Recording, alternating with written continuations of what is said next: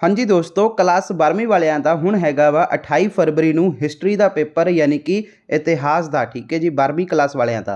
ਤਾਂ ਦੋਸਤੋ ਇਸ ਵੀਡੀਓ ਦੇ ਵਿੱਚ ਇੱਕ ਸਾਡੇ ਕੋਲ ਆਹ ਪੇਪਰ ਪਹੁੰਚਿਆ ਵਾ, ਇਸ ਦੀ ਤਿਆਰੀ ਕਰਾ ਦਿੰਦੇ ਆ। ਵੈਰੀ ਇੰਪੋਰਟੈਂਟ ਇਹ ਪ੍ਰਸ਼ਨ ਉੱਤਰ ਹੈਗੇ ਆ। ਤੇ ਇਹ ਦੇਖ ਸਕਦੇ ਹੋ ਦੋਸਤੋ, ਲੇਟੈਸਟ ਪੈਟਰਨ ਦੇ ਅਕੋਰਡਿੰਗ ਆ 2023 ਦੇ ਅਕੋਰਡਿੰਗ। ਤੇ ਆਹ ਪੇਪਰ ਦੋਸਤੋ ਦੇਖ ਸਕਦੇ ਹੋ ਕਿ ਪਹਿਲਾਂ ਤੋਂ ਹੀ ਆਹ ਸੋਲਵ ਹੋਇਆ ਵਾ, ਜਿਵੇਂ ਕਿ ਟਿਕ ਟੁਕ ਲੱਗੇ ਹੋਏ ਹਨ। ठीक है, तुसी आह देख सकते हो। तो बाकी दोस्तों आह देख लो, फिलिप्स ट्रू फॉल्स वगैरह आ भी तुहाड़ियां सारियां मतलब पहला तो ही सॉल्व ने। तो दोस्तों चलो आपां इसनूं सॉल्व होर जिहड़े हैगे देख लैंदे आ। ते बाकी मैं भी सॉल्व किए अपनी तरफ तो जिहड़े सॉल्व नहीं सीगे। तो दोस्तों श्रेणी 12वीं ठीक है, इतिहास का पेपर 2022-23 यानी कि हुण दा ही सैशन 80 नंबर का पेपर आना वा। 20 नंबर की असैसमेंट लग के दोस्तों कुल यह 100 अंक का हो जाएगा। तो दोस्तों देखो, सब तो पहला तुहाडा भाग ऊड़ा वा 20 अंक की यह आनी आ। तो देखो बहु विकल्पी प्रश्न ने, सारे प्रश्न जरूरी हैं। तो देखो पहला प्रश्न की है कि यूनानिया ने पंजाब नूं की नाम दिता सीगा। तो दोस्तों इह दिता सीगा पैटापोटामिया। तो दोस्तों दूसरा प्रश्न है कि श्री आदि ग्रंथ साहिब जी का संकलन कदों किया गया। तो दोस्तों 1604 ईस्वी दे विच श्री आदि ग्रंथ साहिब जी का संकलन किया गया। तीसरा प्रश्न, श्री गुरु नानक देव जी की बगदाद विखे किस नाल मुलाकात हुई सी। तो दोस्तों शेख बहलोल जी की श्री गुरु नानक देव जी के नाल जिहड़ी हैगी बगदाद विखे मुलाकात हुई सी। अगला प्रश्न, श्री गुरु अर्जन देव जी शहीदी किस मुगल बादशाह के आदेश से हुई सी। तो दोस्तों जहांगीर के आदेश से श्री गुरु अर्जन देव जी की शहीदी हुई सी। उस तो बाद पांचवा प्रश्न कि श्री हरिगोबिंद जी के पिता का नाम की सी। तो दोस्तों श्री गुरु अर्जन देव जी। उस तो बाद दोस्तों अपना अगला प्रश्न की है, तो देख सकते हो कि श्री गुरु हरगोबिंद जी जिहड़े है कदों ज्योति जोत समाए सन। तो दोस्तों 1645 ईस्वी दे विच। पंजाब विच किन्ने दुआब हैं। तो दोस्तों पंजाब दे विच जिवें कि 5 दुआब हैगे हन। अगे है महाराजा रणजीत सिंह नूं घोड़े नाल विशेष प्यार सी। तो दोस्तों वो सीगा अपना लैली घोड़ा सीगा, उस नाल विशेष प्यार सीगा। अगला प्रश्न कि पहले एंग्लो सिख युद्ध समय भारत का गवर्नर कौन सी। तो दोस्तों लॉर्ड हार्डिंग सीगे जिहड़े हैगे पहले गवर्नर। तो 10वां प्रश्न दोस्तों, दूसरा एंग्लो जिहड़ा हैगा सिख युद्ध किस लड़ाई नाल जिहड़ा हैगा वा खत्म होया। तो दोस्तों इसका आंसर तुसीं देख सकते हो कि आ जाएगा गुजरात की लड़ाई। अगे है दोस्तों, श्री गुरु तेग बहादुर जी नूं किस स्थान ते शहीद किया गया, उत्थे किहड़ा गुरुद्वारा स्थित है। तो दोस्तों शीशगंज जिहड़ा हैगा गुरुद्वारा उत्थे स्थित है। अगे दोस्तों, श्री गुरु गोबिंद सिंह जी के द्वारा जिहड़ा हैगा वा गुरुगद्दी ते कदों जिहड़ा हैगा विराजमान होए। तो दोस्तों वो जिहड़े हैगे आ 1675 ईस्वी दे विच जिहड़े हैगे आ विराजमान होए गुरुगद्दी ते। ठीक है जी। अगे दोस्तों पटियाला रियासत का मोडी कौन सी। तो दोस्तों पटियाला रियासत का मुफ्ती मोडी जोड़ा हैगा दोस्तों बाबा आला सिंह जी सीगे। उस तो बाद दोस्तों हेठ लिखिया विच कौन माई मलवेण के नाम नाल प्रसिद्ध है। तो दोस्तों राज कौर। ठीक है जी। अगला दोस्तों प्रश्न की है कि लाहौर शहर के प्रमुख अधिकारी कोतवाल का नाम की सी। तो दोस्तों उसका सीगा इमाम बख्श। महाराजा रणजीत सिंह का शाही मोहर ते केड़े शब्द उकरे सन। तो दोस्तों अकाल शाही। अगे है महाराजा रणजीत सिंह समय जिहड़े हैगे आ परगन्ने दे मुख अधिकारी नूं की कहंदे सन। तो दोस्तों उसनूं कारदार कहंदे सन। 18वां प्रश्न, श्री गुरु अंगद देव जी का मुढ़ला नाम की सी। तो दोस्तों भाई लैना जी। जफरनामा किस गुरु साहब ने लिखा। तो दोस्तों श्री गुरु गोबिंद सिंह जी ने। अगे है चक नानकी किसने बसाया। तो दोस्तों श्री गुरु तेग बहादुर जी ने चक नानकी नूं बसाया सीगा। हुण दोस्तों हैगा तुहाडा भाग आड़ा वा।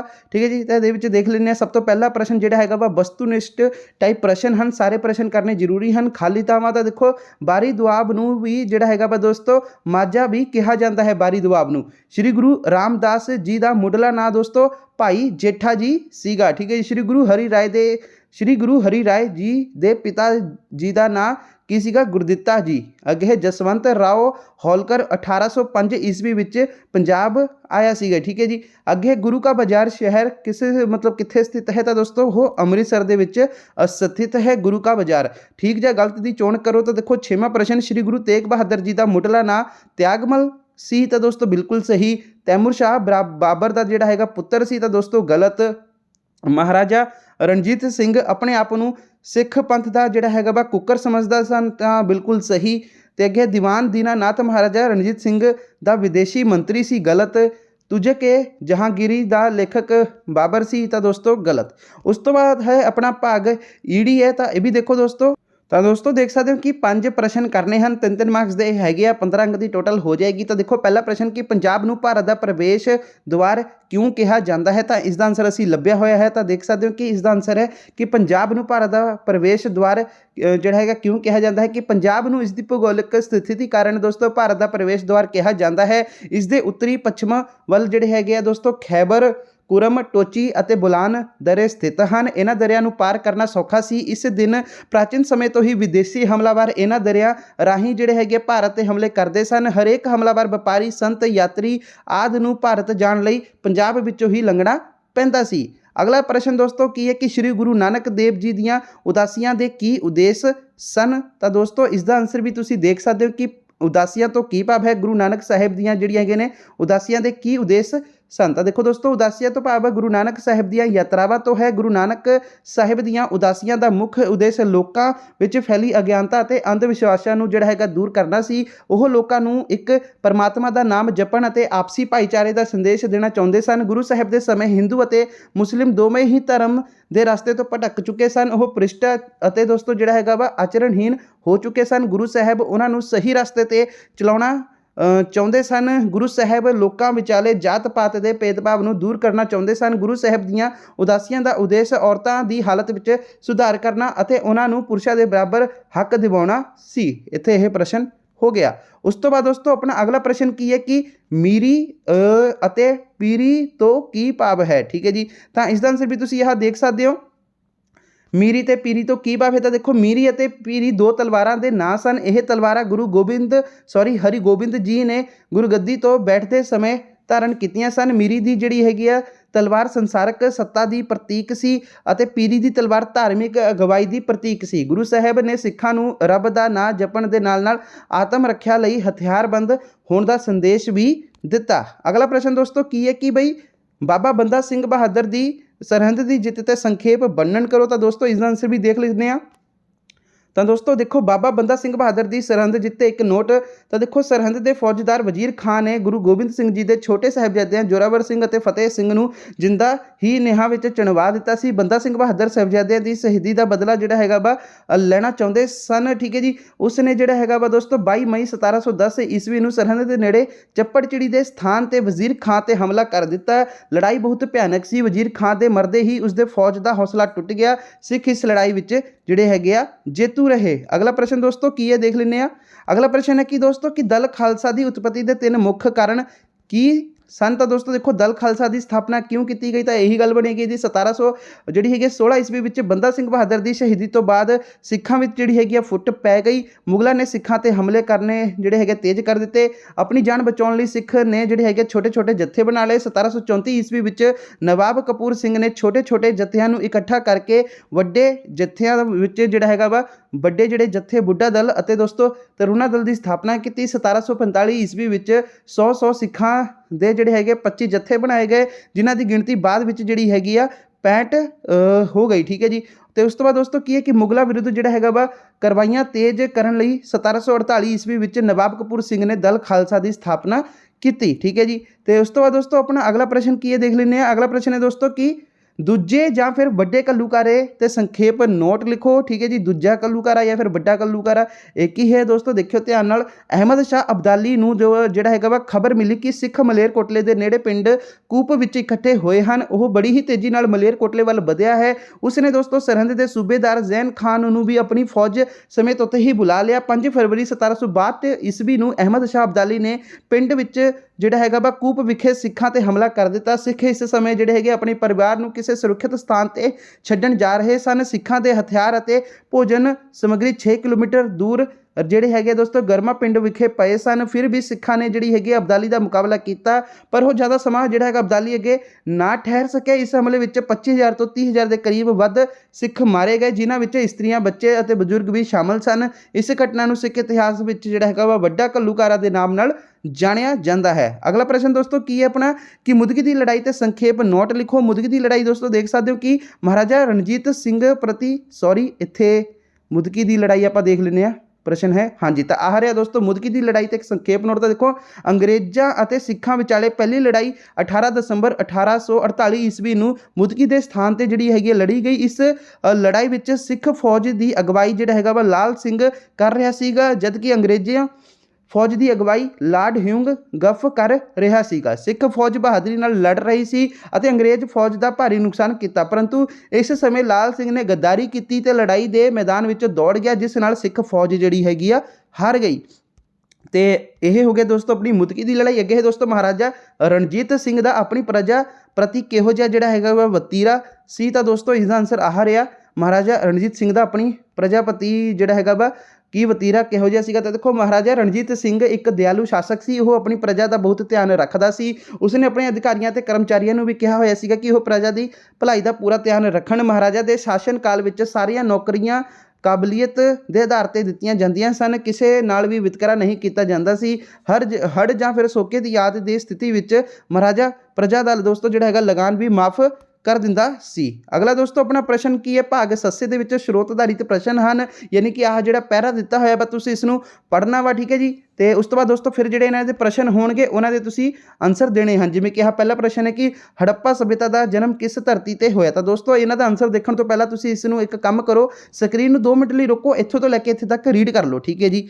ਤੇ ਉਸ ਤੋਂ ਬਾਅਦ ਦੋਸਤੋ ਆਹ ਰੀਡ ਕਰਨ ਤੋਂ ਬਾਅਦ ਅਗਲਾ ਦੋਸਤੋ ਤੁਸੀਂ ਇੱਥੇ ਤੱਕ ਪੜ੍ਹ ਲਿਆ ਹੋਣਾ ਵਾ। ਤਾਂ ਹੁਣ ਇਸ ਤੋਂ ਬਾਅਦ ਜਿਹੜਾ ਆਹ ਵਾ ਨਾ ਪਹਿਰਾ, ਆ ਵੀ ਤੁਸੀਂ ਪੜ੍ਹ ਲਓ, ਠੀਕ ਹੈ ਜੀ, ਚੰਗੀ ਤਰ੍ਹਾਂ ਇੱਕ ਵਾਰੀ।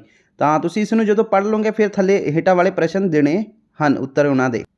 ਤਾਂ ਦੋਸਤੋ ਦੇਖੋ ਸਭ ਤੋਂ ਪਹਿਲਾਂ ਕੀ ਹੈ ਪ੍ਰਸ਼ਨ ਕਿ ਹੜੱਪਾ ਸੱਭਿਅਤਾ ਦਾ ਜਨਮ ਕਿਸ ਧਰਤੀ ਤੇ ਹੋਇਆ। ਤਾਂ ਦੋਸਤੋ ਪੰਜਾਬ ਦੀ ਧਰਤੀ ਤੇ ਜਿਹੜਾ ਹੈਗਾ ਵਾ ਇਸ ਦਾ ਜਨਮ ਹੋਇਆ ਹੈ, ਠੀਕ ਹੈ ਜੀ। ਤਾਂ ਇਸ ਦਾ ਆਨਸਰ ਤੁਸੀਂ ਆਹ ਦੇਖ ਸਕਦੇ ਹੋ ਕਿ ਪਹਿਲੀ ਹੀ ਲਾਈਨ ਦੇ ਵਿੱਚ ਹੈ ਕਿ ਪੰਜਾਬ ਦੇ ਆਲੇ ਦੁਆਲੇ ਦੇ ਪ੍ਰਦੇਸ਼ਾਂ ਵਿੱਚ ਸਿੰਧ ਘਾਟੀ ਦੀ ਸਭਿਅਤਾ ਜਾਂ ਫਿਰ ਹੜੱਪਾ ਸਭਿਅਤਾ ਦੀ ਜਿਹੜੀ ਹੈਗੀ ਆ ਦੋਸਤੋ ਜਨਮ ਹੋਇਆ, ਠੀਕ ਹੈ ਜੀ। ਤਾਂ ਇਹੀ ਆਨਸਰ ਆ ਜਾਏਗਾ ਕਿ ਇਸ ਦਾ ਕਿ ਪੰਜਾਬ ਦੀ ਧਰਤੀ ਤੇ ਹੜੱਪਾ ਸਭਿਅਤਾ ਦਾ ਜਨਮ ਹੋਇਆ ਵਾ। ਉਸ ਤੋਂ ਬਾਅਦ ਦੂਸਰਾ ਪ੍ਰਸ਼ਨ ਕੀ ਹੈ ਦੋਸਤੋ, ਕਿਹੜੇ ਮਹਾਕਾਵਾਂ ਦੇ ਪਾਤਰਾਂ ਦਾ ਸੰਬੰਧ ਦੋਸਤੋ ਪੰਜਾਬ ਨਾਲ ਸੀ। ਤਾਂ ਦੋਸਤੋ ਰਾਮਾਇਣ ਅਤੇ ਮਹਾਭਾਰਤ, ਠੀਕ ਹੈ ਜੀ। ਇਸ ਦਾ ਆਨਸਰ ਤੁਸੀਂ ਇੱਥੇ ਦੇਖ ਸਕਦੇ ਹੋ, ਰਾਮਾਇਣ ਅਤੇ ਮਹਾਭਾਰਤ ਦਾ ਜਿਹੜੇ ਹੈਗੇ ਮਹਾਨ ਪਾਤਰਾਂ ਦਾ ਸੰਬੰਧ ਪੰਜਾਬ ਨਾਲ ਸੀ। ਅਗਲਾ ਦੋਸਤੋ ਆਪਣਾ ਕੀ ਪ੍ਰਸ਼ਨ ਹੈ ਕਿ ਸ਼੍ਰੀ ਕ੍ਰਿਸ਼ਨ ਨੇ ਗੀਤਾ ਦਾ ਉਪਦੇਸ਼ ਜਿਹੜਾ ਹੈਗਾ ਵਾ ਪੰਜਾਬ ਦੀ ਧਰਤੀ ਤੇ ਦਿੱਤਾ, ਠੀਕ ਹੈ ਜੀ। ਅਗਲਾ ਹੈ ਦੋਸਤੋ ਭਾਰਤ ਤੇ ਹਮਲੇ ਕਰਨ ਵਾਲੇ ਵਿਦੇਸ਼ੀ ਹਮਲਾਵਰ ਪੰਜਾਬ ਵਿੱਚ ਕਿਸ ਪਾਸੇ ਤੋਂ ਦਾਖਲ ਹੁੰਦੇ ਸਨ, ਠੀਕ ਹੈ ਜੀ। ਤਾਂ ਦੇਖ ਸਕਦੇ ਹੋ ਦੋਸਤੋ ਉੱਤਰੀ ਪੱਛਮੀ ਸੀਮਾ ਤੋਂ ਜਿਹੜੇ ਹੈਗੇ ਆ ਉਹ ਦਾਖਲ ਹੁੰਦੇ ਸਨ, ਠੀਕ ਹੈ ਜੀ। ਉੱਤਰੀ ਪੱਛਮੀ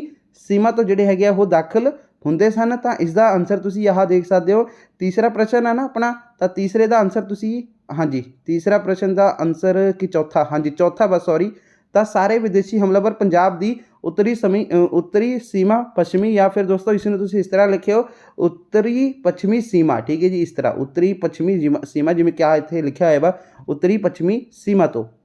ਅੱਗੇ ਹੈ ਦੋਸਤੋ ਪਾਣਿਨੀ ਕਿਸ ਵਿਸ਼ੇ ਦਾ ਜਿਹੜਾ ਹੈਗਾ ਵਿਦਵਾਨ ਸੀ। ਤਾਂ ਦੋਸਤੋ ਉਹ ਸੰਸਕ੍ਰਿਤ ਵਿਆਕਰਨ ਦੇ ਜਿਹੜੇ ਹੈਗੇ ਆ ਕੀ ਸੀਗੇ ਆਪਣਾ, ਇੱਥੇ ਦੇਖ ਲਓ ਕੀ ਲਿਖਿਆ ਹੋਇਆ ਇਹਨਾਂ ਨੇ, ਵਿਦਵਾਨ ਸੀਗੇ, ਠੀਕ ਹੈ ਜੀ, ਸੰਸਕ੍ਰਿਤ ਵਿਆਕਰਨ ਦੇ। ਤਾਂ ਪੰਜਵਾਂ ਪ੍ਰਸ਼ਨ ਆ ਦੋਸਤੋ ਆ ਦੇਖ ਸਕਦੇ ਹੋ ਕਿ ਸੰਸਕ੍ਰਿਤ ਵਿਆਕਰਨ ਦੇ ਮਹਾਨ ਵਿਦਵਾਨ ਪਾਣਿਨੀ ਸੀਗੇ।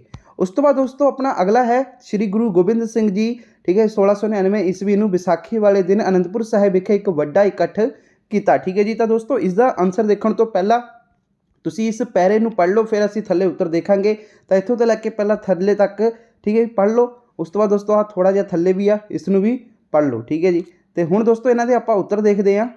ਤਾਂ ਦੋਸਤੋ ਪਹਿਲਾ ਪ੍ਰਸ਼ਨ ਹੈ ਕਿ ਖਾਲਸਾ ਸ਼ਬਦ ਤੋਂ ਕੀ ਭਾਵ ਹੈ। ਤਾਂ ਇਸ ਦਾ ਭਾਵ ਹੈ ਸ਼ੁੱਧ, ਠੀਕ ਹੈ ਜੀ। ਤਾਂ ਦੇਖ ਸਕਦੇ ਹੋ ਕਿ ਖਾਲਸਾ ਦਾ ਨਾਂ ਦਿੱਤਾ ਗਿਆ ਜਿਸ ਦਾ ਅਰਥ ਹੁੰਦਾ ਹੈ ਦੋਸਤੋ ਸ਼ੁੱਧ, ਭਾਵ ਉਹ ਜਿਹੜੇ ਹੈਗੇ ਆ ਸ਼ੁੱਧ ਹੋ ਚੁੱਕੇ ਹਨ, ਠੀਕ ਹੈ ਜੀ, ਜਾਂ ਫਿਰ ਸਨ, ਠੀਕ ਹੈ। ਤਾਂ ਇਸ ਦਾ ਅਰਥ ਜਿਹੜਾ ਹੁੰਦਾ ਹੈ ਉਹ ਸ਼ੁੱਧ ਹੁੰਦਾ ਹੈ ਖਾਲਸਾ ਦਾ। ਤੇ ਅਗਲਾ ਦੋਸਤੋ ਪ੍ਰਸ਼ਨ ਕੀ ਹੈ ਕਿ ਗੁਰੂ ਜੀ ਨੂੰ ਸਭ ਤੋਂ ਪਹਿਲਾਂ ਸੀਸ ਕਿਸ ਨੇ ਭੇਟ ਕੀਤਾ। ਤਾਂ ਦੋਸਤੋ ਜਿਹੜਾ ਹੈਗਾ ਭਾਈ ਦਇਆ ਰਾਮ ਜੀ ਨੇ ਜਿਹੜਾ ਹੈਗਾ ਵਾ ਸਭ ਤੋਂ ਪਹਿਲਾਂ ਜਿਹੜਾ ਹੈਗਾ ਵਾ ਸੀਸ ਭੇਟ ਕੀਤਾ। ਤਾਂ ਦੇਖ ਲਓ ਦਇਆ ਰਾਮ ਜੀ ਜੋ ਕਿ ਜਾਤ ਦੇ ਖੱਤਰੀ ਸੀ, ਉਹ ਆਪਣਾ ਬਲੀਦਾਨ ਦੇਣ ਲਈ ਅੱਗੇ ਆਇਆ। ਤਾਂ ਦੂਸਰੇ ਦਾ ਇਹ ਜਿਹੜਾ ਹੈਗਾ ਰਾਈਟ ਆਨਸਰ ਹੋ ਜਾਏਗਾ। ਤੇ ਤੀਸਰਾ ਦੋਸਤੋ ਆਪਣਾ ਪ੍ਰਸ਼ਨ ਕੀ ਹੈ, ਸੀਸ ਭੇਟ ਕਰਨ ਵਾਲਿਆਂ ਨੂੰ ਸਮੂਹਿਕ ਰੂਪ ਵਿੱਚ ਜਿਹੜਾ ਹੈਗਾ ਕੀ ਨਾਮ ਦਿੱਤਾ ਗਿਆ। ਤਾਂ ਦੋਸਤੋ ਉਹਨਾਂ ਨੂੰ 5 ਪਿਆਰਿਆਂ ਦਾ ਜਿਹੜਾ ਹੈਗਾ ਵਾ ਨਾਮ ਦਿੱਤਾ ਗਿਆ। ਤਾਂ ਤੀਸਰੇ ਦਾ ਆਨਸਰ ਤੁਸੀਂ ਆਹ ਦੇਖ ਸਕਦੇ ਹੋ, ਇੱਥੇ ਵੀ ਲਿਖਿਆ ਹੋਇਆ ਕਿ ਉਹਨਾਂ ਨੂੰ ਜਿਹੜਾ ਹੈਗਾ ਵਾ 5 ਪਿਆਰਿਆਂ ਕਿਹਾ ਗਿਆ, ਜਾਂ ਉਹਨਾਂ ਨੂੰ ਉਹ ਨਾਮ ਨਾਲ ਜਿਹੜਾ ਹੈਗਾ ਵਾ, ਠੀਕ ਹੈ ਜੀ, ਮਤਲਬ ਸਨਮਾਨ ਕੀਤਾ ਗਿਆ। ਤੇ ਅੱਗੇ ਹੈ ਦੋਸਤੋ ਆਪਣਾ ਕਿ ਆਪੇ ਗੁਰੂ ਚੇਲਾ ਕਿਸ ਨੂੰ ਕਿਹਾ ਜਾਂਦਾ ਹੈ। ਤਾਂ ਦੋਸਤੋ ਇਹ ਗੁਰੂ ਗੋਬਿੰਦ ਸਿੰਘ ਜੀ ਨੂੰ ਹੀ ਕਿਹਾ ਜਾਂਦਾ ਹੈ। ਤਾਂ ਦੋਸਤੋ ਚੌਥੇ ਦਾ ਆਨਸਰ ਤੁਸੀਂ ਆਹ ਇੱਥੇ ਦੇਖ ਸਕਦੇ ਹੋ ਕਿ ਇਸ ਤਰ੍ਹਾਂ ਸ਼੍ਰੀ ਗੁਰੂ ਗੋਬਿੰਦ ਸਿੰਘ ਜੀ ਆਪੇ ਗੁਰੂ ਚੇਲਾ ਅਖਵਾਏ, ਠੀਕ ਹੈ ਜੀ। ਤੇ ਉਸ ਤੋਂ ਬਾਅਦ ਦੋਸਤੋ ਆਪਣਾ ਅਗਲਾ ਪ੍ਰਸ਼ਨ ਕੀ ਹੈ ਕਿ ਕਿਸ ਨੇ ਜਿਹੜਾ ਹੈਗਾ ਧਰਮ ਲਈ ਸੀਸ ਭੇਟ ਕੀਤਾ। ਤਾਂ ਦੋਸਤੋ ਧਰਮਦਾਸ, ਮੁਹਕਮ ਚੰਦ ਅਤੇ ਦੋਸਤੋ ਜਿਹੜਾ ਹੈਗਾ ਵਾ ਹਿੰਮਤ ਰਾਏ, ਠੀਕ ਹੈ ਜੀ। ਇਹਨਾਂ ਨੇ ਦੋਸਤੋ ਜਿਹੜਾ ਹੈਗਾ ਵਾ ਧਰਮ ਲਈ ਸੀਸ ਭੇਟ ਜਿਹੜਾ ਹੈਗਾ ਵਾ ਕੀਤਾ ਵਾ। ਤਾਂ ਪੰਜਵੇਂ ਦਾ ਆਨਸਰ ਤੁਸੀਂ ਦੇਖ ਸਕਦੇ ਹੋ ਕਿ 3 ਸੀਸ ਦੇਣ ਲਈ ਮੁਹਕਮ ਚੰਦ, ਸਾਹਿਬ ਚੰਦ ਅਤੇ ਹਿੰਮਤ ਰਾਏ ਜਿਹੜੇ ਹੈਗੇ ਆ ਵਾਰੀ-ਵਾਰੀ ਗੁਰੂ ਜੀ ਕੋਲ ਆਏ। ਤਾਂ ਦੋਸਤੋ ਆਹ ਜਿਹੜੇ ਹੈਗੇ 3 ਨਾਮ ਇੱਥੇ ਹੈਗੇ ਆ, ਧਰਮਦਾਸ, ਮੁਹਕਮ ਚੰਦ, ਅਤੇ ਹਿੰਮਤ ਰਾਏ। ਤੇ ਦੋਸਤੋ ਸਾਹਿਬ ਚੰਦ ਇੱਥੇ ਦੇਖ ਸਕਦੇ ਹੋ ਦੋਸਤੋ, ਸਾਹਿਬ ਚੰਦ ਇਹਨਾਂ ਨੇ ਲਿਖਿਆ ਹੋਇਆ ਵਾ, ਸਾਹਿਬ ਚੰਦ ਵੀ ਇੱਥੇ ਹੈਗਾ ਵਾ। ਤਾਂ ਦੋਸਤੋ ਰੁਕਿਓ। ਤੇ ਦੋਸਤੋ ਇੱਥੇ ਧਰਮ ਇਹਨਾਂ ਨੇ ਲਿਖਿਆ ਹੋਇਆ ਵਾ, ਧਰਮਦਾਸ ਮੋਹਕਮ ਚੰਦ ਅਤੇ ਦੋਸਤੋ ਸਾਹਿਬ ਚੰਦ ਅਤੇ ਹਿੰਮਤ ਰਾਏ। ਇਹ ਤਿੰਨ ਤਾਂ ਹੈਗੇ ਨੇ, ਜਿਵੇਂ ਕਿ ਉੱਪਰ ਤੁਸੀਂ ਆਹ ਦੇਖ ਸਕਦੇ ਹੋ 5ਵੇਂ ਪ੍ਰਸ਼ਨ ਦੇ ਵਿੱਚ, ਠੀਕ ਹੈ ਜੀ। ਆਹ ਦੇਖ ਸਕਦੇ ਹੋ ਦੋਸਤੋ ਤਿੰਨ ਸੀ ਯਾਨੀ ਕਿ ਮੋਹਕਮ ਚੰਦ, ਸਾਹਿਬ ਚੰਦ ਅਤੇ ਹਿੰਮਤ ਰਾਏ, ਆਹ ਤਾਂ ਹੈਗੇ ਹੀ ਨੇ, ਠੀਕ ਹੈ ਜੀ। ਬਟ ਦੋਸਤੋ ਆਹ ਧਰਮਦਾਸ ਇਹ ਵੀ ਲਿਖਿਆ ਹੋਇਆ ਵਾ। ਹੁਣ ਇਹ ਦੋਸਤੋ ਦੱਸੋ ਕਿ ਇਹ ਸਨ ਕਿ ਨਹੀਂ ਸਨ, ਇਹ ਤੁਸੀਂ ਕਮੈਂਟ ਬਾਕਸ ਦੇ ਵਿੱਚ ਦੱਸਣਾ ਵਾ। ਬਾਕੀ ਦੋਸਤੋ ਜਿਹੜਾ ਪੈਰਾ ਦਿੱਤਾ ਹੋਇਆ ਵਾ ਉਹਦੇ ਅਕੋਰਡਿੰਗ ਤਾਂ ਦੋਸਤੋ ਇੱਕ ਹਿੰਮਤ ਰਾਏ, ਮੋਹਕਮ ਚੰਦ ਅਤੇ ਸਾਹਿਬ ਚੰਦ ਸੀਗੇ। ਬਾਕੀ ਆਹ ਜਿੱਥੇ ਤੱਕ ਮੈਨੂੰ ਲੱਗਦਾ ਕਿ ਇਹ ਨਹੀਂ ਹੋਣਾ ਚਾਹੀਦਾ ਵਾ, ਬਟ ਇਹ ਪਤਾ ਨਹੀਂ ਕਿਉਂ ਲਿਖਿਆ ਹੋਇਆ ਵਾ। ਇਸ ਨੂੰ ਕੱਟ ਦਿਓ, ਠੀਕ ਹੈ ਜੀ। ਆਹ ਧਰਮਦਾਸ ਇਸ ਨੂੰ ਤੁਸੀਂ ਕੱਟ ਦੇਣਾ ਵਾ। ਆਹ ਜਿਹੜੇ ਹੈਗੇ ਤਿੰਨ ਨਾਮ ਹੈਗੇ ਹਨ, ਠੀਕ ਹੈ ਜੀ। ਤੇ ਉਸ ਤੋਂ ਬਾਅਦ ਆਪਣਾ ਅਗਲਾ ਪ੍ਰਸ਼ਨ ਦੋਸਤੋ ਭਾਗ ਹਾਹਾ ਵਾ, ਠੀਕ ਹੈ ਜੀ। ਤਾਂ ਵੱਡੇ ਉਤਰਾਂ ਵਾਲੇ ਪ੍ਰਸ਼ਨ ਨੇ, ਕੋਈ 2 ਪ੍ਰਸ਼ਨ ਕਰੋ। ਤਾਂ ਦੇਖੋ ਗੁਰੂ ਤੇਗ ਬਹਾਦਰ ਜੀ ਸ਼ਹੀਦੀ ਦੇ ਤਤਕਾਲੀ ਕਾਰਨ ਕੀ ਸੀਗੇ? ਤਾਂ ਦੋਸਤੋ ਇਸ ਦਾ ਆਨਸਰ ਵੀ ਤੁਸੀਂ ਦੇਖ ਸਕਦੇ ਹੋ। ਹਾਂਜੀ, ਤਾਂ ਇਸ ਦਾ ਆਨਸਰ ਆਪਾਂ ਕਰ ਲੈਂਦੇ ਹਾਂ। ਗੁਰੂ ਤੇਗ ਬਹਾਦਰ ਜੀ ਦੇ ਸ਼ਹੀਦੀ ਦੇ ਜਿਹੜੇ ਹੈਗੇ ਕੀ ਕਾਰਨ ਸਨ, ਠੀਕ ਹੈ ਜੀ, ਜਾਂ ਫਿਰ ਤਤਕਾਲੀ ਦੇ ਕਾਰਨ ਕੀ ਸਨ, ਮਤਲਬ ਜਾਂ ਉਹੀ ਮਤਲਬ ਸ਼ਹੀਦੀ ਦਾ ਹੀ ਹੁੰਦਾ ਇਹਦਾ।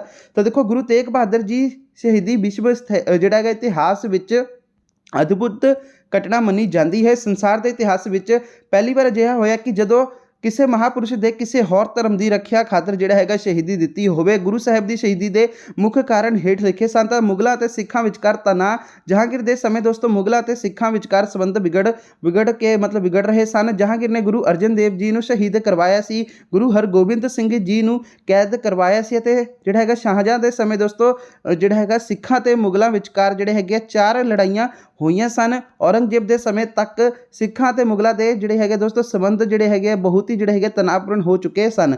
ਔਰੰਗਜ਼ੇਬ ਦਾ ਕੱਟੜ ਸੁਭਾਅ, ਤਾਂ ਔਰੰਗਜ਼ੇਬ ਇੱਕ ਕੱਟੜ ਸੁੰਨੀ ਜਿਹੜਾ ਹੈਗਾ ਮੁਸਲਮਾਨ ਸੀ। ਉਹ ਇਸਲਾਮ ਤੋਂ ਇਲਾਵਾ ਹੋਰ ਕਿਸੇ ਧਰਮ ਦਾ ਪ੍ਰਸਾਰ ਨਹੀਂ ਵੇਖ ਸਕਦਾ ਸੀ। ਇਸ ਲਈ ਉਹ ਦੋਸਤੋ ਜਿਹੜਾ ਹੈਗਾ ਗੈਰ ਮੁਸਲਮਾਨ ਤੇ ਜ਼ੁਲਮ ਕਰਕੇ ਉਹਨਾਂ ਨੂੰ ਜਿਹੜਾ ਹੈਗਾ ਮੁਸਲਮਾਨ ਬਣਾਉਣਾ ਚਾਹੁੰਦਾ ਸੀ। ਅੱਗੇ ਹੈ ਦੋਸਤੋ ਆਪਣਾ ਨਕਸਬੰਦੀਆਂ ਦਾ ਵਿਰੋਧ, ਠੀਕ ਹੈ ਜੀ।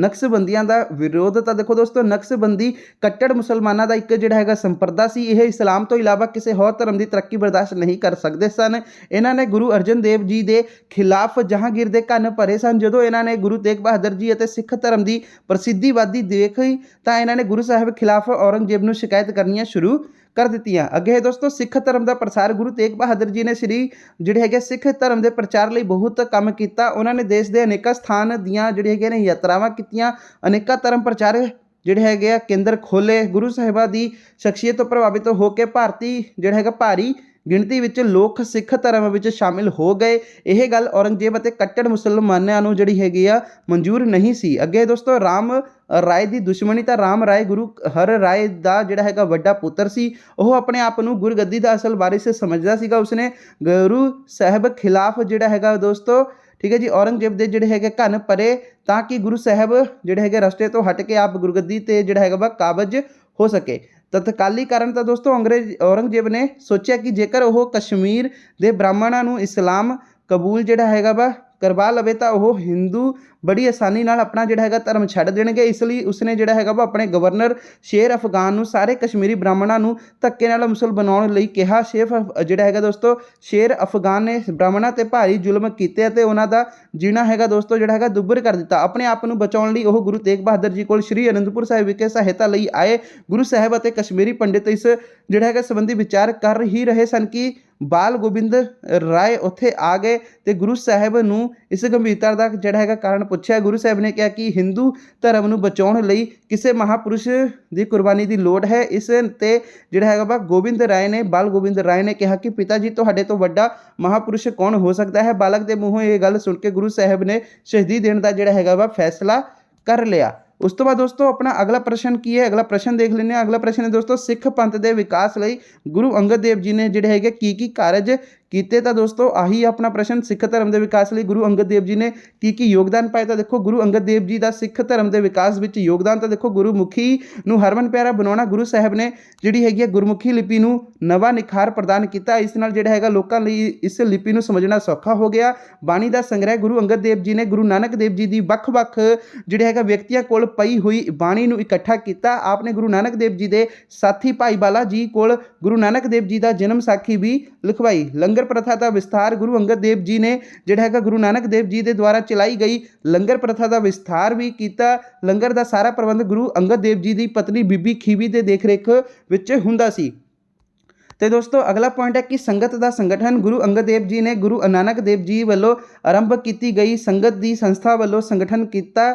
ਠੀਕ ਹੈ ਜੀ। ਇਹ ਸੰਗਤ ਸਵੇਰੇ ਸ਼ਾਮ ਗੁਰੂ ਸਾਹਿਬ ਦੇ ਉਪਦੇਸ਼ਾਂ ਨੂੰ ਸੁਣਨ ਲਈ ਇਕੱਠੀ ਹੁੰਦੀ ਸੀ। ਇਸ ਵਿੱਚ ਹਰ ਲਿੰਗ, ਉਮਰ ਅਤੇ ਜਾਤੀ ਦੇ ਲੋਕ ਸ਼ਾਮਿਲ ਹੁੰਦੇ ਸਨ। ਅੱਗੇ ਦੋਸਤੋ ਉਦਾਸੀ ਮਤ ਦਾ ਖੰਡਨ, ਗੁਰੂ ਸਾਹਿਬ ਨੇ ਉਦਾਸੀ ਮਤ ਦਾ ਖੰਡਨ ਕੀਤਾ। ਉਹਨਾਂ ਨੇ ਸਪਸ਼ਟ ਕੀਤਾ ਕਿ ਉਦਾਸੀ ਮਤ ਗੁਰੂ ਨਾਨਕ ਦੇਵ ਜੀ ਦੀ ਵਿਚਾਰਧਾਰਾ ਦੇ ਵਿਰੁੱਧ ਸੀ। ਇਸ ਮਤ ਵਿੱਚ ਵਿਸ਼ਵਾਸ ਕਰਨ ਵਾਲਾ ਵਿਅਕਤੀ ਸੱਚਾ ਸਿੱਖ ਨਹੀਂ ਹੋ ਸਕਦਾ। ਤੇ ਦੋਸਤੋ ਹੁਣ ਅਗਲਾ ਪ੍ਰਸ਼ਨ ਦੇਖ ਲੈਂਦੇ ਹਾਂ। ਅਗਲਾ ਪ੍ਰਸ਼ਨ ਆਪਣਾ ਕੀ ਹੈ? ਤਾਂ ਦੋਸਤੋ ਅਗਲਾ ਪ੍ਰਸ਼ਨ ਹੈ ਕਿ ਮੀਰ ਮਨੂ ਦੀ ਸਿੱਖਾਂ ਵਿਰੁੱਧ ਅਸਫਲਤਾ ਦੇ ਕੀ ਕਾਰਨ ਸਨ? ਤਾਂ ਦੋਸਤੋ ਇਸ ਦਾ ਆਨਸਰ ਵੀ ਆਪਾਂ ਦੇਖ ਲੈਂਦੇ ਹਾਂ ਸਭ ਤੋਂ ਪਹਿਲਾਂ।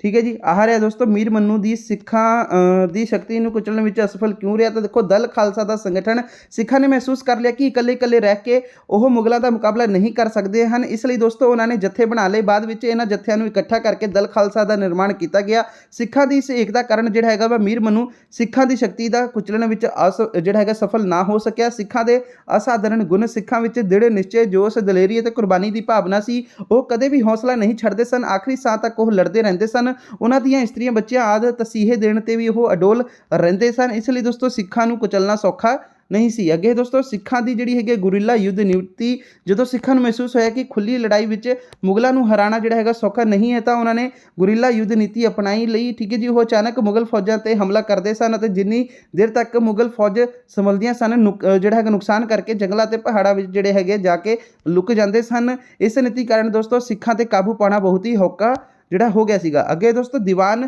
ਕੌੜਾ ਮੱਲ ਦਾ ਸਿੱਖਾਂ ਪ੍ਰਤੀ ਵਤੀਰਾ, ਤਾਂ ਦੋਸਤੋ ਮੀਰ ਮਨੂ ਦੇ ਦੀਵਾਨ ਕੌੜਾ ਮੱਲ ਦਾ ਸਿੱਖਾਂ ਪ੍ਰਤੀ ਵਤੀਰਾ ਬਹੁਤ ਹੀ ਜਿਹੜਾ ਹੈਗਾ ਹਮਦਰਦੀਪੂਰਨ ਸੀ। ਉਸਨੇ ਕਈ ਵਾਰੀ ਮੀਰ ਮਨੂ ਨੂੰ ਸਿੱਖਾਂ ਖਿਲਾਫ ਸਖਤ ਕਦਮ ਨਾ ਚੁੱਕਣ ਲਈ ਮਨਾਇਆ। ਅੱਗੇ ਦੋਸਤੋ ਆਪਣਾ ਅਦੀਨਾ ਬੈਗ ਦੀ ਦੋਰੰਗੀ ਨੀਤੀ, ਤਾਂ ਦੋਸਤੋ ਅਦੀਨਾ ਬੈਗ ਜਲੰਧਰ ਦੁਆਬ ਦਾ ਸੂਬੇਦਾਰ ਸੀ। ਉਹ ਪੰਜਾਬ ਦਾ ਸੂਬੇਦਾਰ ਬਣਨਾ ਚਾਹੁੰਦਾ ਸੀਗਾ। ਠੀਕ ਹੈ ਜੀ। ਤੇ ਜਦੋਂ ਮੀਰ ਮਨੂ ਉਹਨਾਂ ਸਿੱਖਾਂ ਖਿਲਾਫ ਕਾਰਵਾਈ ਕਰਨ ਦਾ ਹੁਕਮ ਦਿੰਦਾ ਸੀ ਤਾਂ ਉਹ ਕਾਰਵਾਈ ਨਹੀਂ ਕਰਦਾ ਸੀ, ਕਿਉਂਕਿ ਉਸ ਨੂੰ ਪਤਾ ਸੀ ਕਿ ਇਸ ਨਾਲ ਪੰਜਾਬ ਵਿੱਚ ਅਸ਼ਾਂਤੀ ਫੈਲ ਜਾਵੇਗੀ ਅਤੇ ਦੋਸਤੋ ਇਸ ਦੇ ਕਾਬੂ ਪਾਉਣਾ ਔਖਾ ਹੋ ਜਾਵੇਗਾ।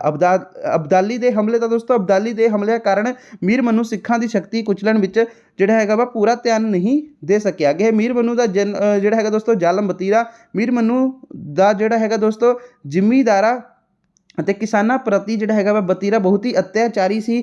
ਉਸਨੇ ਜਿਹੜਾ ਹੈਗਾ ਵਾ ਲੋਕਾਂ ਤੇ ਭਾਰੀ ਅਤੇ ਜਿਹੜੇ ਹੈਗੇ ਕਰ ਲਗਾਏ, ਯਾਨੀ ਕਿ ਟੈਕਸ ਲਗਾਏ ਅਤੇ ਜ਼ੁਲਮ ਕੀਤੇ। ਇਸ ਲਈ ਦੋਸਤੋ ਜ਼ਿਮੀਂਦਾਰ ਅਤੇ ਕਿਸਾਨ ਉਸਦੇ ਵਿਰੁੱਧ ਹੋ ਗਏ ਤੇ ਉਹਨਾਂ ਨੇ ਸਿੱਖਾਂ ਦਾ ਜਿਹੜਾ ਹੈਗਾ ਵਾ ਸਾਥ ਦਿੱਤਾ। ਠੀਕ ਹੈ ਜੀ। ਅਗਲਾ ਪ੍ਰਸ਼ਨ ਦੋਸਤੋ ਕੀ ਹੈ ਕਿ ਮਹਾਰਾਜਾ ਰਣਜੀਤ ਸਿੰਘ ਦੀ ਨਿਆਂ ਪ੍ਰਣਾਲੀ ਕਿਸ ਤਰ੍ਹਾਂ ਦੀ ਸੀਗੀ? ਤਾਂ ਦੋਸਤੋ ਇਸ ਦਾ ਆਨਸਰ ਵੀ ਆਪਾਂ ਦੇਖ ਲੈਂਦੇ ਹਾਂ।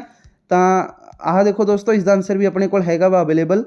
ਤਾਂ ਆਹ ਰਿਹਾ ਦੋਸਤੋ, ਮਹਾਰਾਜਾ ਰਣਜੀਤ ਸਿੰਘ ਦੇ ਨਿਆਂ ਪ੍ਰਬੰਧ ਦੀ ਜਾਣਕਾਰੀ ਦਿਓ। ਤਾਂ ਦੇਖੋ, ਮਹਾਰਾਜਾ ਰਣਜੀਤ ਸਿੰਘ ਦੇ ਨਿਆਂ ਪ੍ਰਬੰਧ ਦੀ ਜਾਣਕਾਰੀ। ਅਦਾਲਤਾਂ, ਮਹਾਰਾਜਾ ਰਣਜੀਤ ਸਿੰਘ ਨੇ ਪ੍ਰਜਾ ਨੂੰ ਜਿਹੜਾ ਹੈਗਾ ਵਾ ਨਿਆਂ ਦੇਣ ਲਈ ਵੱਖੋ-ਵੱਖ ਅਦਾਲਤਾਂ ਦੀ ਸਥਾਪਨਾ ਕੀਤੀ ਸੀ। ਨਿਆਂ ਪ੍ਰਬੰਧ ਦੀ ਸਭ ਤੋਂ ਛੋਟੀ ਅਦਾਲਤ ਪੰਚਾਇਤ ਪਰਗਨੇ ਵਿੱਚ ਕਾਰਦਾਰ ਦੀ ਅਦਾਲਤ, ਸੂਬੇ ਵਿੱਚ ਦੋਸਤੋ ਜਿਹੜਾ ਹੈਗਾ ਨਾਜ਼ੀਮ ਦੀ ਅਦਾਲਤ, ਸ਼ਹਿਰ ਵਿੱਚ ਕਾਜ਼ੀ ਦੀ ਅਦਾਲਤ ਹੁੰਦੀ ਸੀ ਅਤੇ ਵੱਡੇ ਸ਼ਹਿਰਾਂ ਵਿੱਚ ਲੋਕਾਂ ਨੂੰ ਨਿਆਂ ਦੇਣ ਲਈ ਜਿਹੜਾ ਹੈਗਾ ਅਦਾਲਤੀ ਨਿਯੁਕਤ ਕੀਤੇ ਗਏ ਸਨ। ਲਾਹੌਰ ਵਿੱਚ ਅਦਾਲਤ ਆਲਾ ਦੀ ਸਥਾਪਨਾ ਕੀਤੀ ਗਈ, ਜਿਹੜੀ ਅੱਜ ਕੱਲ੍ਹ ਦੀ ਹਾਈ ਕੋਰਟ ਵਾਂਗ ਸੀ। ਸਭ ਤੋਂ ਵੱਡੀ ਅਦਾਲਤ ਮਹਾਰਾਜਾ ਦੀ ਅਦਾਲਤ ਸੀ। ਅਦਾਲਤ ਦੇ ਫੈਸਲਿਆਂ ਵਿਰੁੱਧ ਅਪੀਲਾਂ, ਲਗਭਗ ਸਾਰੀਆਂ ਹੀ ਅਦਾਲਤਾਂ ਆਪਣੇ ਆਪ ਤੋਂ ਹੇਠਲੀਆਂ ਅਦਾਲਤਾਂ ਜਿਹੜੀ ਹੈਗੀ ਆ ਵਿਰੁੱਧ ਅਪੀਲਾਂ ਸੁਣ ਸਕਦੀਆਂ।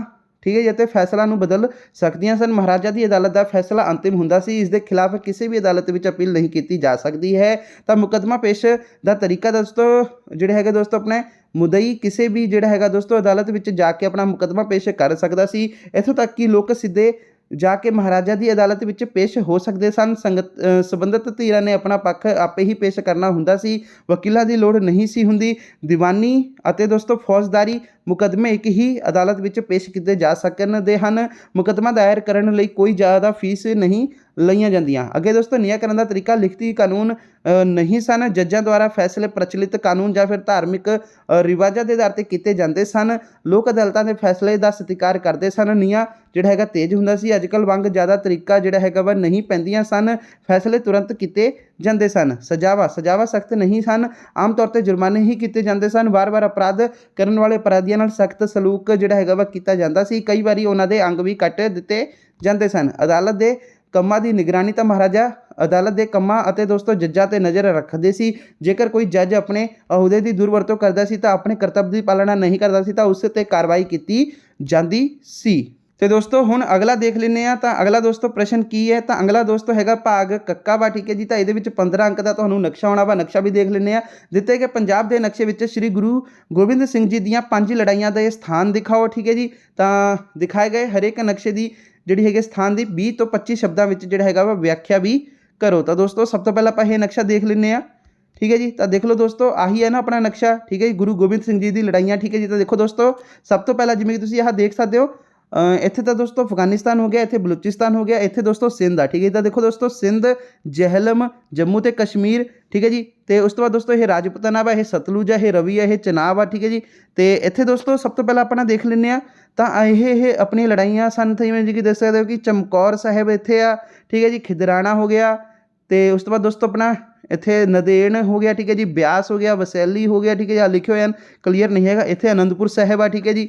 ਤਾਂ ਇਸ ਨੂੰ ਥੋੜ੍ਹਾ ਜਿਹਾ ਚੰਗੀ ਤਰ੍ਹਾਂ ਦੇਖ ਲਿਓ। ਇੱਥੇ ਦੋਸਤੋ PDF ਦੇ ਵਿੱਚ ਕੁਛ ਇਸ ਤਰ੍ਹਾਂ ਦਾ ਹੀ ਇਹ ਦਿੱਤਾ ਹੋਇਆ ਵਾ, ਜਿਹਦੇ ਵਿੱਚ ਆਹ ਲਿਖਿਆ ਹੋਇਆ ਵਾ ਗੁਰੂ ਗੋਬਿੰਦ ਸਿੰਘ ਜੀ ਦੀਆਂ ਲੜਾਈਆਂ, ਠੀਕ ਹੈ। ਇੱਥੇ ਦੋਸਤੋ ਸੰਯੁਕਤ ਪ੍ਰਾਂਤ ਆ, ਠੀਕ ਹੈ ਜੀ। ਤੇ ਇੱਥੇ ਦੋਸਤੋ ਨਕਸ਼ਾ ਗਤੀਵਿਧੀਆਂ ਇੱਥੇ ਦਿੱਤਾ ਲਿਖਿਆ ਹੋਇਆ ਵਾ। ਬਾਕੀ ਦੋਸਤੋ ਇਹਨਾਂ ਨੇ ਇੱਥੇ ਵਿੱਚ ਆਹੀ ਆ ਮੇਨ ਹੈਡਿੰਗ, ਤੁਸੀਂ ਇਸ ਨੂੰ ਇੱਕ ਵਾਰੀ ਦੇਖ ਲਓ। ਬਾਕੀ ਮੈਪ ਦਾ ਕੋਈ ਚੱਕਰ ਨਹੀਂ ਗਾ, ਮੈਪ ਕੋਈ ਵੀ ਆ ਜਾਵੇ, ਤੁਸੀਂ ਜਦੋਂ ਕਲਾਸ ਦੇ ਵਿੱਚ ਬੈਠੇ ਹੋਗੇ ਤਾਂ ਪੁੱਛ ਗਿੱਛ ਕੇ ਵੀ ਹੋ ਜਾਂਦਾ ਵਾ, ਠੀਕ ਹੈ ਜੀ। ਤੇ ਇਸ ਦੇ ਨਾਲ ਦੋਸਤੋ ਵੇਟ ਇੱਕ ਹੋਰ ਵੀ ਇਹਦੇ ਨਾਲ ਜ਼ਰੂਰੀ ਸੀਗਾ। ਤਾਂ ਆਹ ਦੇਖੋ ਦੋਸਤੋ, ਇੱਥੇ ਦੋਸਤੋ ਦਿੱਤਾ ਹੈ ਗੁਰੂ ਗੋਬਿੰਦ ਸਿੰਘ ਜੀ ਦੀਆਂ ਲੜਾਈਆਂ ਦਾ ਮਤਲਬ ਸੰਖੇਪ ਵਰਣਨ ਵੀ ਕਰਨਾ ਵਾ। ਭੰਗਾਣੀ ਦੀ ਲੜਾਈ, ਤਾਂ ਇਹ 1688 ਈਸਵੀ ਵਿੱਚ ਗੁਰੂ ਗੋਬਿੰਦ ਸਿੰਘ ਜੀ ਦੀ ਫੌਜ ਦੀ ਤਿਆਰੀਆਂ ਨੂੰ ਦੇਖ ਕੇ ਪਹਾੜੀ ਰਾਜਿਆਂ ਦੇ ਜਿਹੜੇ ਹੈਗੇ ਆ ਦੋਸਤੋ ਕਹਿਲੂਰ ਜਿਹੜੇ ਹੈਗੇ ਸ਼ਾਸਕ ਭੀਮ ਚੰਦ ਅਤੇ ਸ਼੍ਰੀਨਗਰ ਦੇ ਸ਼ਾਸਕ ਫਤਿਹ ਸ਼ਾਹ ਅਧੀਨ ਦੋਸਤੋ 22 ਸਤੰਬਰ 1688 ਈਸਵੀ ਨੂੰ ਭੰਗਾਣੀ ਵਿਖੇ ਸਿੱਖ ਫੌਜ 'ਤੇ ਹਮਲਾ ਕਰ ਦਿੱਤਾ, ਠੀਕ ਹੈ ਜੀ। ਤਾਂ ਇਹ ਭੰਗਾਣੀ ਦੀ ਲੜਾਈ ਤੁਹਾਡੀ ਹੈਗੀ ਆ। ਅੱਗੇ ਦੋਸਤੋ ਨਦੌਣ ਦੀ ਲੜਾਈ। ਤਾਂ ਦੋਸਤੋ ਦੇਖੋ, ਭੰਗਾਣੀ ਦੀ ਲੜਾਈ ਤੋਂ ਬਾਅਦ ਪਹਾੜੀ ਰਾਜਿਆਂ ਨੇ ਗੁਰੂ ਗੋਬਿੰਦ ਸਿੰਘ ਜੀ ਨਾਲ ਮਿੱਤਰਤਾ ਕਰ ਲਈ। ਉਹਨਾਂ ਨੇ ਮੁਗਲਾਂ ਨੂੰ ਦਿੱਤਾ ਜਾਣ ਵਾਲਾ ਜਿਹੜਾ ਹੈਗਾ ਸਾਲਾਨਾ ਖਿਰਾਜ ਜਾਂ ਜੋ ਟੈਕਸ ਹੁੰਦਾ ਸੀਗਾ ਉਹ ਬੰਦ ਕਰ ਦਿੱਤਾ ਸੀ। ਇਸ ਕਾਰਨ ਦੋਸਤੋ ਅਲੀਫ ਖਾਂ ਦੇ ਅਧੀਨ ਇੱਕ ਫੌਜ ਨੇ 20 ਮਾਰਚ 1690 ਨੂੰ ਭੀਮ ਚੰਦ ਦੀ ਸੈਨਾ 'ਤੇ ਨਦੌਣ ਵਿਖੇ ਜਿਹੜਾ ਹੈਗਾ ਹਮਲਾ ਕਰ ਦਿੱਤਾ। ਇਸ ਲੜਾਈ ਵਿੱਚ ਗੁਰੂ ਜੀ ਨੇ ਭੀਮ ਚੰਦ ਦਾ ਸਾਥ ਦਿੱਤਾ ਤੇ ਜਿੱਤ ਪ੍ਰਾਪਤ ਕੀਤੀ। ਅੱਗੇ ਦੋਸਤੋ ਸ਼੍ਰੀ ਅਨੰਦਪੁਰ ਸਾਹਿਬ ਦੀ ਪਹਿਲੀ ਲੜਾਈ। ਤਾਂ ਦੋਸਤੋ 1701 ਵਿੱਚ 1699 ਈਸਵੀ ਵਿੱਚ ਖਾਲਸਾ ਪੰਥ ਦੀ ਸਿਰਜਣਾ ਤੋਂ ਬਾਅਦ ਗੁਰੂ ਗੋਬਿੰਦ ਸਿੰਘ ਜੀ ਦੀ ਵੱਧਦੀ ਹੋਈ ਸ਼ਕਤੀ ਨੂੰ ਵੇਖ ਕੇ ਪਹਾੜੀ ਰਾਜੇ ਘਬਰਾ ਗਏ। ਸਿੱਟੇ ਵਜੋਂ ਭੀਮ ਚੰਦ ਅਤੇ ਉਸਦੇ ਕੁਝ ਸਾਥੀ ਪਹਾੜੀ ਰਾਜਿਆਂ ਨਾਲ ਜਿਹੜਾ ਹੈਗਾ 1701 ਈਸਵੀ ਵਿੱਚ ਸ਼੍ਰੀ ਅਨੰਦਪੁਰ ਸਾਹਿਬ ਦੇ ਕਿਲ੍ਹੇ ਦੇ ਉੱਤੇ ਹਮਲਾ ਕਰ ਦਿੱਤਾ। ਸਫਲ ਨਾ ਮਿਲਣ ਕਾਰਨ ਪਹਾੜੀ ਰਾਜਿਆਂ ਨੇ ਜਿਹੜਾ ਹੈਗਾ ਗੁਰੂ ਜੀ ਨਾਲ ਸੰਧੀ ਕਰ ਲਈ। ਅੱਗੇ ਦੋਸਤੋ ਚਮਕੌਰ ਦੀ ਲੜਾਈ। ਤਾਂ ਦੇਖੋ ਚਮਕੌਰ ਦੀ ਲੜਾਈ 1704 ਈਸਵੀ। ਤਾਂ ਗੁਰੂ ਗੋਬਿੰਦ ਸਿੰਘ ਜੀ ਨੇ ਆਪਣੇ 40 ਸਿੱਖਾਂ ਨਾਲ ਚਮਕੌਰ ਸਾਹਿਬ ਦੀ ਜਿਹੜੀ ਹੈਗੀ ਆ ਦੋਸਤੋ ਗੜੀ ਵਿਖੇ ਪਹੁੰਚੇ। ਇੱਥੇ ਦੋਸਤੋ 22 ਦਸੰਬਰ 1704 ਈਸਵੀ ਨੂੰ ਹਜ਼ਾਰਾਂ ਦੀ ਗਿਣਤੀ ਵਿੱਚ ਮੁਗਲ ਸੈਨਿਕਾਂ ਨੇ ਉਹਨਾਂ ਨੂੰ ਘੇਰ ਪਾਇਆ, ਠੀਕ ਹੈ ਜੀ। ਇੱਥੇ ਬੜੀ ਹੀ ਭਿਆਨਕ ਜਿਹੜੀ ਹੈਗੀ ਲੜਾਈ ਹੋਈ। ਇਸ ਲੜਾਈ ਵਿੱਚ ਗੁਰੂ ਜੀ ਨੇ ਜਿਹੜੇ ਹੈਗੇ 2 ਵੱਡੇ ਸਾਹਿਬਜ਼ਾਦੇ ਵੀ ਸ਼ਹੀਦ ਪ੍ਰਾਪਤ ਕੀਤੀ, ਠੀਕ ਹੈ, ਉਹਨਾਂ ਨੇ ਸ਼ਹੀਦੀ ਪ੍ਰਾਪਤ ਕੀਤੀ ਤੇ ਗੁਰੂ ਜੀ ਇੱਥੋਂ ਜਿਹੜਾ ਹੈਗਾ ਬਚ ਨਿਕਲਣ ਵਿੱਚ ਸਫਲ ਹੋ ਗਏ। ਅੱਗੇ ਦੋਸਤੋ ਖਿਦਰਾਣਾ ਦੀ ਲੜਾਈ। ਤਾਂ ਦੇਖੋ ਦਸੰਬਰ 1705 ਈਸਵੀ ਵਿੱਚ ਸਰਹੰਦ ਦੇ ਮੁਗਲ ਫੌਜਦਾਰ ਵਜ਼ੀਰ ਖਾਨ ਨੇ ਇੱਕ ਵੱਡੀ ਫੌਜ ਨਾਲ ਖਿਦਰਾਣਾ ਵਿਖੇ ਜਿਹੜੀ ਹੈਗਾ ਗੁਰੂ ਜੀ ਦੀ ਫੌਜ ਉੱਤੇ ਹਮਲਾ ਕਰ ਦਿੱਤਾ। ਇਸ ਲੜਾਈ ਵਿੱਚ ਸਿੱਖਾਂ ਨੇ ਮੁਗਲਾਂ ਨੂੰ ਕਰਾਰੀ ਹਾਰ ਦਿੱਤੀ। ਇਸ ਤੋਂ ਬਾਅਦ ਖਿਦਰਾਣਾ ਦਾ ਨਾਂ ਮੁਕਤਸਰ ਜਿਹੜਾ ਹੈਗਾ ਵਾ ਪੈ ਗਿਆ। ਤਾਂ ਦੋਸਤੋ ਆਹ ਲੜਾਈਆਂ ਦੇ ਜਿਹੜੇ ਹੈਗੇ ਆ ਮੈਪ ਵੀ ਦਿੱਤੇ ਹੋਏ ਹਨ, ਜਿਵੇਂ ਕਿ ਖਿਦਰਾਣਾ ਵਾ, ਠੀਕ ਹੈ ਜੀ, ਚਮਕੌਰ ਸਾਹਿਬ, ਠੀਕ ਹੈ। ਤੇ ਦੋਸਤੋ ਇੱਥੇ ਆਪਣਾ ਨਦੌਣ, ਬਿਆਸ, ਕਸੈਲੀ, ਆਹ ਲਿਖਿਆ ਹੋਇਆ ਅਨੰਦਪੁਰ ਸਾਹਿਬ, ਠੀਕ ਹੈ ਜੀ। ਤੇ ਇੱਥੇ ਆ ਤੁਸੀਂ ਆਹ ਦੇਖ ਸਕਦੇ ਹੋ, ਬਾਕੀ ਹੋਰ ਕੋਈ ਲਿਖਿਆ ਹੋਇਆ ਵਾ, ਠੀਕ ਹੈ ਜੀ, ਹੋਰ ਸਭ ਕੁਝ ਇੱਥੇ ਲਿਖਿਆ ਹੋਇਆ ਵਾ। ਬਾਕੀ ਆਹ ਇਹਦੀ ਜਿਹੜੀ ਹੈਗੀ ਡਿਟੇਲ ਐਕਸਪਲੇਨੇਸ਼ਨ ਮੈਂ ਤੁਹਾਨੂੰ ਪੜ੍ਹਾ ਦਿੱਤੀ ਆ, ਠੀਕ ਹੈ ਜੀ। ਤਾਂ ਗੁਰੂ ਗੋਬਿੰਦ ਸਿੰਘ ਜੀ ਦੀਆਂ ਲੜਾਈਆਂ ਤੇ ਇਹਨਾਂ ਦੇ ਆਹ ਡਿਟੇਲ ਐਕਸਪਲੇਨੇਸ਼ਨ ਇੱਥੇ ਤੁਹਾਨੂੰ ਦੇ ਦਿੱਤੀ ਆ। ਤੇ ਹੁਣ ਦੋਸਤੋ ਅਗਲਾ ਹੈ, ਇੱਥੇ ਦਿੱਤੇ ਗਏ ਪੰਜਾਬ ਦੇ ਨਕਸ਼ੇ ਵਿੱਚ ਪਹਿਲੇ ਐਂਗਲੋ ਸਿੱਖ ਯੁੱਧ ਦੀਆਂ ਲੜਾਈਆਂ ਦੇ ਸਥਾਨ ਦਿਖਾਓ, ਠੀਕ ਹੈ। ਦਿਖਾਏ ਗਏ ਹਰੇਕ ਸਥਾਨ ਦੀ 20-25 ਸ਼ਬਦਾਂ ਵਿੱਚ ਜਿਹੜੀ ਹੈਗੀ ਆ ਵਿਆਖਿਆ ਵੀ। ਤਾਂ ਦੋਸਤੋ ਚਲੋ ਇਸ ਦਾ ਵੀ ਆਪਾਂ ਦੇਖ ਲੈਂਦੇ ਹਾਂ, ਠੀਕ ਹੈ ਜੀ। ਤੇ ਆਹ ਰਿਹਾ ਦੋਸਤੋ, ਠੀਕ ਹੈ ਜੀ। ਤਾਂ ਆਹ ਦੋਸਤੋ ਆਪਣਾ ਹੈਗਾ ਵਾ ਇੱਥੇ, ਜਿਵੇਂ ਕਿ ਤੁਸੀਂ ਦੇਖ ਸਕਦੇ ਹੋ, ਜੰਮੂ ਅਤੇ ਕਸ਼ਮੀਰ, ਜਹਿਲਮ, ਚਨਾਬ, ਰਾਵੀ, ਸਤਲੁਜ ਆ ਇੱਥੇ, ਠੀਕ ਹੈ ਜੀ, ਬਿਆਸ, ਸਭਰਾਓ, ਰਾਜਪੂਤਾਨਾ, ਪਹਿਲੋ ਐਂਗਲੋ ਸਿੱਖ ਯੁੱਧ ਆ, ਠੀਕ ਹੈ ਜੀ। ਆਹ ਦੇਖ ਲਓ ਹੈਡਿੰਗ ਵੀ ਉਹੀ ਆ, ਪਹਿਲੇ ਐਂਗਲੋ ਸਿੱਖ ਯੁੱਧ, ਠੀਕ ਹੈ ਜੀ। ਇੱਥੇ ਵੀ ਆਹੀ ਪੁੱਛਿਆ ਸੀਗਾ, ਪਹਿਲੇ ਐਂਗਲੋ ਸਿੱਖ ਯੁੱਧ ਦੀਆਂ ਲੜਾਈਆਂ ਦੇ ਸਥਾਨ ਦਿਖਾਓ, ਠੀਕ ਹੈ ਜੀ। ਤਾਂ ਆਹ ਇਹਨਾਂ ਦੇ ਸਥਾਨ ਹਨ 1845 ਤੋਂ 46 ਦੇ ਵਿੱਚ ਆਹ ਜਿਹੜੀਆਂ ਹੋਈਆਂ ਸਨ। ਤੇ ਸੰਯੁਕਤ ਪ੍ਰਾਂਤ, ਬਿਆਸ, ਜੰਮੂ ਤੇ ਕਸ਼ਮੀਰ, ਜਹਿਲਮ, ਠੀਕ ਹੈ ਜੀ। ਤੇ ਇੱਥੇ ਦੋਸਤੋ ਆਪਣਾ ਸਿੰਧ ਹੈਗਾ ਵਾ, ਠੀਕ ਹੈ ਜੀ। ਤੇ ਇੱਥੇ ਦੋਸਤੋ ਮੁਦਕੀ ਤੇ ਦੋਸਤੋ ਸਭਰਾਓ, ਠੀਕ ਹੈ ਜੀ, ਬੱਦੋਵਾਲ, ਅਲੀਵਾਲ, ਮੁਦਕੀ ਤੇ ਠੀਕ ਹੈ। ਇੱਥੇ ਦੋਸਤੋ ਫਿਰੋਜ਼ਨ ਕੁਛ ਲਿਖਿਆ ਹੋਇਆ ਵਾ, ਠੀਕ ਹੈ ਜੀ। ਤਾਂ ਦੋਸਤੋ ਦੇਖੋ ਇਹ ਮੈਪ ਤੁਸੀਂ ਦੇਖ ਲਿਆ। ਤਾਂ ਹੁਣ ਇਹਨਾਂ ਦੇ ਵਿੱਚ ਜਿਵੇਂ ਕਿ ਫਿਰੋਜ਼ ਸ਼ਾਹ, ਠੀਕ ਹੈ ਜੀ, ਉੱਪਰ ਆਹ ਫਿਰੋਜ਼ ਸ਼ਾਹ ਲਿਖਿਆ ਹੋਇਆ ਵਾ, ਠੀਕ ਹੈ ਜੀ, ਆਹ ਫਿਰੋਜ਼ ਸ਼ਾਹ ਹੈਗਾ ਵਾ। ਤਾਂ ਦੋਸਤੋ ਇਹਨਾਂ ਦੀ ਐਕਸਪਲੇਨੇਸ਼ਨ ਦੇਖ ਲੈਂਦੇ ਆ। ਪਹਿਲਾ ਐਂਗਲੋ ਸਿੱਖ ਯੁੱਧ 1845-46 ਦੇ ਵਿੱਚ, ਠੀਕ ਹੈ ਜੀ। ਆਹ ਦੇਖੋ ਲੜਾਈ ਦਾ ਨਾਮ ਮੁਦਕੀ। ਤਾਂ ਦੋਸਤੋ ਇਹ ਜਿਹੜਾ ਹੈਗਾ 18 ਦਸੰਬਰ 1845 ਈਸਵੀ ਦੇ ਵਿੱਚ ਹੋਇਆ ਸੀਗਾ ਤੇ ਇਸ ਦੀ ਅਗਵਾਈ ਜਿਹੜੀ ਹੈਗੀ ਲਾਲ ਸਿੰਘ ਨੇ ਕੀਤੀ ਸੀ, ਠੀਕ ਹੈ ਜੀ। ਅੰਗਰੇਜ਼ਾਂ ਦੀ ਅਗਵਾਈ ਦੋਸਤੋ ਜਿਹੜੀ ਹੈਗੀ ਆ ਲਾਰਡ ਹਿਊਂਗ ਗੱਫ ਨੇ ਕੀਤੀ ਸੀਗੀ। ਕੌਣ ਜਿੱਤੇ ਸਨ? ਤਾਂ ਦੋਸਤੋ ਅੰਗਰੇਜ਼ ਜਿੱਤੇ ਸਨ। ਹਾਰੇ ਕੌਣ ਸੀਗੇ? ਸਿੱਖ ਹਾਰੇ ਸਨ। ਜਿੱਤ ਦਾ ਕਾਰਨ ਦੋਸਤੋ ਲਾਲ ਸਿੰਘ ਦੀ ਜਿਹੜੀ ਹੈਗੀ ਗੱਦਾਰੀ ਸੀ। ਅੱਗੇ ਦੋਸਤੋ ਫਿਰੋਜ਼ ਸ਼ਾਹ, ਤਾਂ ਦੇਖੋ ਇਹ ਜਿਹੜੀ ਹੈਗਾ 21 ਦਸੰਬਰ 1845 ਈਸਵੀ ਨੂੰ ਜਿਹੜੀ ਹੈਗੀ ਹੋਈ ਸੀ ਤੇ ਲਾਲ ਸਿੰਘ ਤੇ ਤੇਜਾ ਸਿੰਘ ਨੇ ਜਿਹੜੀ ਹੈਗੀ ਸਿੱਖਾਂ ਦੀ ਅਗਵਾਈ ਕੀਤੀ ਸੀ ਤੇ ਅੰਗਰੇਜ਼ਾਂ ਦੀ ਅਗਵਾਈ ਦੋਸਤੋ ਲਾਰਡ ਹਿਊਂਗ ਗੱਫ ਤੇ ਜਾਨ ਲਿਟਲਰ, ਠੀਕ ਹੈ ਜੀ, ਤੇ ਲਾਰਡ ਹਾਰਡਿੰਗ ਨੇ ਕੀਤੀ ਸੀਗੀ। ਕੌਣ ਜਿੱਤੇ ਸਨ? ਤਾਂ ਦੋਸਤੋ ਅੰਗਰੇਜ਼ ਜਿੱਤੇ ਸਨ। ਹਾਰੇ ਕੌਣ ਸਨ? ਸਿੱਖ ਹਾਰੇ ਸਨ। ਕਿਉਂ ਹਾਰੇ ਸਨ? ਲਾਲ ਸਿੰਘ ਤੇਜਾ ਸਿੰਘ ਦੀ ਗੱਦਾਰੀ ਦੇ ਕਾਰਨ। ਅੱਗੇ ਦੋਸਤੋ ਆਪਣਾ ਬੱਦੋਵਾਲ, ਤਾਂ ਇਹ 21 ਜਨਵਰੀ 1846 ਦੇ ਵਿੱਚ ਹੋਈ ਸੀਗੀ ਤੇ ਸਿੱਖਾਂ ਦੇ ਜਿਹੜੇ ਹੈਗੀ ਅਗਵਾਈ ਕਿਹਨੇ ਕੀਤੀ? ਰਣਜੋਤ ਸਿੰਘ ਤੇ ਮਜੀਠੀਆ ਨੇ ਕੀਤੀ ਤੇ ਅੰਗਰੇਜ਼ ਦੀ ਅਗਵਾਈ ਦੋਸਤੋ ਜਿਹੜੀ ਹੈਗੀ ਹੈਰੀ ਸਮਿਥ ਨੇ ਕੀਤੀ। ਕੌਣ ਜਿੱਤੇ ਸਨ? ਤਾਂ ਦੋਸਤੋ ਸਿੱਖ ਜਿੱਤੇ ਸਨ। ਹਾਰੇ ਕੌਣ ਸਨ? ਅੰਗਰੇਜ਼ ਹਾਰੇ ਸਨ। ਜਿੱਤ ਦਾ ਕਾਰਨ ਕੀ ਸੀਗੀ? ਸਿੱਖਾਂ ਵੱਲੋਂ ਜਿਹੜਾ ਹੈਗਾ ਅੰਗਰੇਜ਼ਾਂ ਦਾ ਜ਼ਬਰਦਸਤ ਮੁਕਾਬਲਾ। ਅੱਗੇ ਹੈ ਦੋਸਤੋ ਆਪਣਾ ਅਲੀਵਾਲ, ਤਾਂ ਇਹ 28 ਜਨਵਰੀ 1846 ਦੇ ਵਿੱਚ ਹੋਈ ਸੀ ਤੇ ਸਿੱਖਾਂ ਦੀ ਅਗਵਾਈ ਦੋਸਤੋ ਕਿਸ ਨੇ ਕੀਤੀ ਸੀਗੀ? ਰਣਜੋਤ ਸਿੰਘ ਨੇ ਕੀਤੀ ਸੀ। ਅੰਗਰੇਜ਼ਾਂ ਦੀ ਅਗਵਾਈ ਦੋਸਤੋ ਜਿਹੜੀ ਹੈਗੀ ਕਿਸ ਨੇ ਕੀਤੀ ਸੀਗੀ? ਹੈਰੀ ਸਮਿਥ ਤੇ ਦੋਸਤੋ ਆਪਣੇ ਇੱਥੇ ਦੇਖ ਸਕਦੇ ਹੋ ਬ੍ਰਿਗੇਡੀਅਰ ਵਿਲਰ ਨੇ ਕੀਤੀ ਸੀ। ਅੱਗੇ ਕੌਣ ਜਿੱਤੇ ਸਨ? ਅੰਗਰੇਜ਼ ਜਿੱਤੇ ਸਨ। ਹਾਰੇ ਕੌਣ ਸੀਗੇ? ਸਿੱਖ ਹਾਰੇ ਸਨ। ਜਿੱਤਾਂ ਦਾ ਕਾਰਨ ਕੀ ਸੀਗਾ ਦੋਸਤੋ? ਅੰਗਰੇਜ਼ੀ ਸੈਨਾ ਵਿੱਚ ਵਾਧਾ ਤੇ ਸਿੱਖਾਂ ਤੇ ਅਚਾਨਕ ਹਮਲਾ। ਉਸ ਤੋਂ ਬਾਅਦ ਦੋਸਤੋ ਆਪਣੀ ਸਭਰਾਓ ਦੀ ਲੜਾਈ ਹੈ। ਤਾਂ ਮੈਪ ਦੇ ਵਿੱਚ ਤੁਸੀਂ ਦੇਖ ਸਕਦੇ ਹੋ ਸਭਰਾਓ ਕਿੱਥੇ ਲਿਖਿਆ ਹੋਇਆ ਵਾ।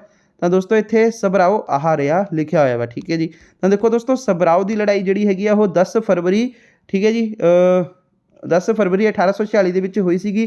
ਸਿੱਖਾਂ ਦੀ ਅਗਵਾਈ ਦੋਸਤੋ ਲਾਲ ਸਿੰਘ, ਤੇਜਾ ਸਿੰਘ, ਸ਼ਾਮ ਸਿੰਘ ਅਟਾਰੀ ਵਾਲਾ ਨੇ ਕੀਤੀ ਸੀਗੀ। ਅੰਗਰੇਜ਼ਾਂ ਦੀ ਅਗਵਾਈ ਦੋਸਤੋ ਜਿਹੜੀ ਹੈਗੀ ਲਾਰਡ ਹਿਊਂਗ ਗੱਫ ਤੇ ਲਾਰਡ ਹਾਰਡਿੰਗ ਨੇ ਕੀਤੀ ਸੀਗੀ। ਤੇ ਕੌਣ ਜਿੱਤੇ ਸਨ? ਤਾਂ ਦੋਸਤੋ ਅੰਗਰੇਜ਼ ਜਿੱਤੇ ਸਨ ਤੇ ਹਾਰੇ ਕੌਣ ਸਨ? ਤਾਂ ਦੋਸਤੋ ਸਿੱਖ ਹਾਰੇ ਸਨ। ਕਿਉਂ ਹਾਰੇ ਸੀਗੇ?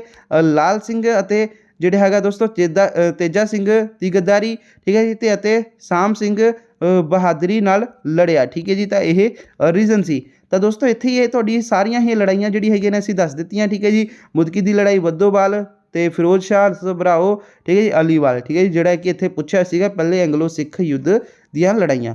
ਤਾਂ ਦੋਸਤੋ ਇੱਥੇ ਹੀ ਆਪਣਾ ਸਾਰਾ ਕੁਝ ਕੰਪਲੀਟ ਹੋ ਗਿਆ ਵਾ। ਇਸ ਤੋਂ ਬਾਅਦ ਤੁਸੀਂ ਦੇਖ ਸਕਦੇ ਹੋ ਨਾ ਹੀ ਕੋਈ ਆਨਸਰ ਹੈ ਨਾ ਹੀ ਇੱਥੇ ਕੋਈ ਪ੍ਰਸ਼ਨ ਹੈ, ਠੀਕ ਹੈ ਜੀ। ਇੱਥੇ ਸਾਰਾ ਹੀ ਆਪਣਾ ਇਹ ਖਤਮ ਹੋ ਗਿਆ। 6 ਪੇਜਾਂ ਦੀ ਇਹ ਤੁਹਾਡਾ ਇਹ ਪ੍ਰਸ਼ਨ ਪੱਤਰ ਸੀਗਾ ਇੱਕ ਸਾਡੇ ਕੋਲ। ਤਾਂ ਵੈਰੀ ਇੰਪੋਰਟੈਂਟ ਇਹ ਪ੍ਰਸ਼ਨ ਉੱਤਰ ਹੈਗੇ ਸਨ, ਠੀਕ ਹੈ ਜੀ। ਸਾਡੇ ਕੋਲ ਇੱਕ ਪੇਪਰ ਪਹੁੰਚਿਆ ਹੋਇਆ ਸੀਗਾ, ਠੀਕ ਹੈ ਜੀ, 2023 ਦਾ ਵਾ ਇਹ, ਠੀਕ ਹੈ ਜੀ। ਤਾਂ ਇਹ ਸਾਡੇ ਕੋਲ 12ਵੀਂ ਸ਼੍ਰੇਣੀ ਇਤਿਹਾਸ ਦਾ ਸੀਗਾ ਜੋ ਕਿ ਅਸੀਂ ਪੂਰਾ ਹੀ ਸੋਲਵ ਕਰ ਲਿਆ। ਬਸ 80 ਨੰਬਰ ਦਾ ਇਹ ਪੂਰਾ ਹੀ ਅਸੀਂ ਸੋਲਵ ਕਰਕੇ ਤੁਹਾਨੂੰ ਰਿਵੀਜ਼ਨ ਕਰਾ ਦਿੱਤੀ ਹੈ। ਵੈਰੀ ਇੰਪੋਰਟੈਂਟ ਇਹ ਕੁਐਸਚਨ ਆਨਸਰ ਹੈਗੇ ਹਨ, ਠੀਕ ਹੈ ਜੀ। ਤਾਂ ਦੋਸਤੋ ਬਸ ਇਹੀ ਸੀਗਾ। ਅਗਰ ਤੁਹਾਡੀ ਕੋਈ ਕੁਐਰੀ ਹੈ ਤੁਸੀਂ ਮੈਨੂੰ ਇੰਸਟਾਗ੍ਰਾਮ ਤੇ ਮੈਸੇਜ ਕਰ ਸਕਦੇ ਹੋ। ਇੰਸਟਾ ਆਈਡੀ ਦਾ ਲਿੰਕ ਡਿਸਕ੍ਰਿਪਸ਼ਨ ਬਾਕਸ ਦੇ ਵਿੱਚ ਦਿੱਤਾ ਹੋਇਆ ਵਾ। ਬਾਕੀ ਆਲ ਦਾ ਬੈਸਟ ਤੁਹਾਡੇ ਐਗਜ਼ਾਮ ਦੇ ਲਈ। ਤੇ ਸਾਡੇ ਕੋਲ ਅਗਰ ਸ਼ਾਂਤੀ ਗੈਸ ਪੇਪਰ ਆ ਜਾਏਗਾ ਤਾਂ ਸ਼ਾਂਤੀ ਗੈਸ ਪੇਪਰ ਤੋਂ ਵੀ ਤੁਹਾਡੀ ਅਸੀਂ ਤਿਆਰੀ ਕਰਵਾ ਦਾਂਗੇ ਤੇ ਵੀਡੀਓ ਜਲਦੀ ਹੀ ਆ ਜਾਏਗੀ ਸ਼ਾਂਤੀ ਗੈਸ ਪੇਪਰ ਦੀ ਵੀ। ਓਕੇ ਦੋਸਤੋ, ਚਲੋ ਠੀਕ ਹੈ ਜੀ।